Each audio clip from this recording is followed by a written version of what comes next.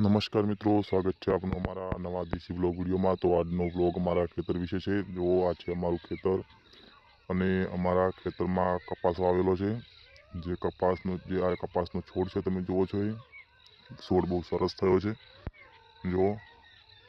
અને આ અમારું ખેતર છે અને અમારા ખેતરમાં રોજડાઓ માટે અમે આ પ્રકારની લાઇટો પણ ગોઠવેલ છે। તમને લાઇટો વિડીયોમાં દેખાશે। જો આ છે લાઇટો, જે આ રોજડાઓને અંદર આવવાથી રોકે છે અને કોઈ નુકસાન પણ નથી કરતી। કોઈ માણસ છે, રોજડા છે, કોઈને નુકસાન પણ નથી કરતી। આમાં કરંટ નથી હોતો બિલકુલ।